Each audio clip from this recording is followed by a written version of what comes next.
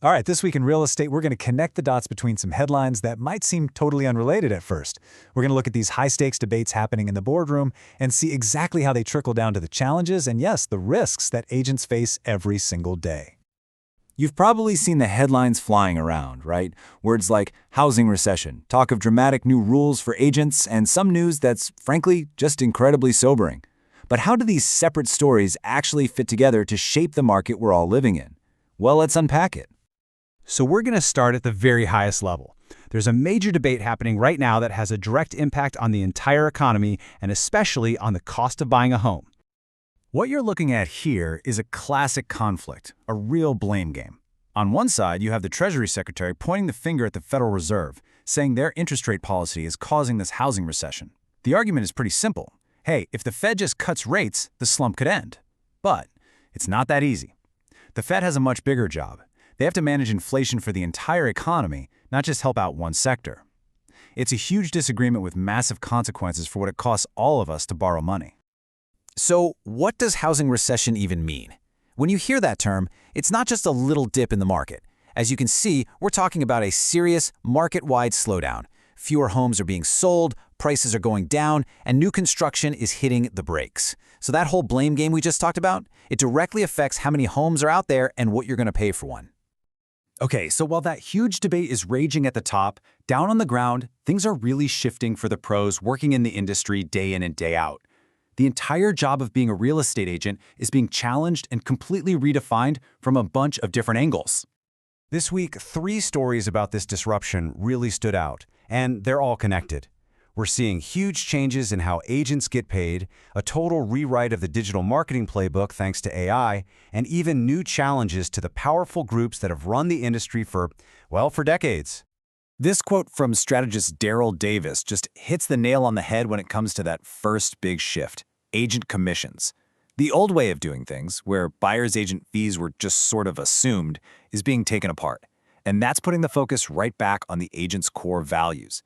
Now, agents have to actively prove their worth through their legal duties, their skills at the negotiating table, and the quality of service they give. It's a huge pivot from assumed value to demonstrated value. And at the very same time, the digital playbook is getting a complete overhaul. I mean, we've all heard of SEO, search engine optimization. Well, get ready for a new acronym, GEO, which stands for Generative Engine Optimization. This is a whole new ballgame, a new strategy all about creating content that's specifically made to be the go-to source for AI chatbots and the new ways we search for things. So, how does this SEO thing actually work? Well, as you can see here, the new approach isn't just about stuffing keywords into a blog post anymore. It's about creating deep, really authoritative content that answers very specific questions in a natural, conversational way. The whole goal is to become the trusted source that an AI turns to for its information. For agents, this is the new frontier for standing out and really proving they know their stuff online. And that third pressure point, it's coming from inside the industry itself. There's a really powerful trade group that has, for a long time, controlled everything, from who can be a member to who gets access to data to how things are priced. And now, it's facing some serious criticism. People are arguing that this tight control, which used to feel like a source of stability, might actually be creating new business and legal risks for both agents and their clients. It's forcing everyone to rethink the status quo. You know, all these industry pressures bring up different kinds of risk: financial risk, career risk, legal risk. But now we need to shift gears. We need to move from those business risks to a story that reminds us of the profound and sometimes tragic human element of this profession.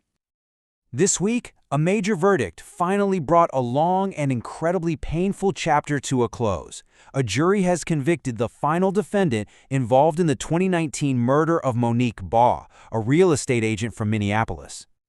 And as this timeline shows, it has been such a long road to justice. Monique Baugh was murdered on New Year's Eve in 2019 after she was lured to a fake home showing. It took years of police work and multiple separate trials to finally hold all the people responsible accountable. It's just a heartbreaking reminder of the very real personal risks that agents can face just doing their jobs. So let's try to tie all of these threads together. How does a recession debate, a massive industry disruption, and a tragic crime story, how do they all connect to paint one single picture of real estate today? So what are the big takeaways here? Well, first, those high-level economic fights have direct, real-world consequences for the market. Second, the actual profession of being a real estate agent is being fundamentally redefined right now. The big challenge for agents today is to prove their value through their skills, their tech, and their ethics. And finally, and I think this is the most important part, behind all the numbers and the deals, we just can't forget the human stakes of this business. Things like trust, risk, and personal safety. And this leaves us with a really crucial question to think about. As the industry tries to navigate all this economic pressure, this crazy technological disruption, and these very real human risks, what will the future of buying and selling our homes actually look like? That's the thought I'll leave you with. Thanks for tuning in.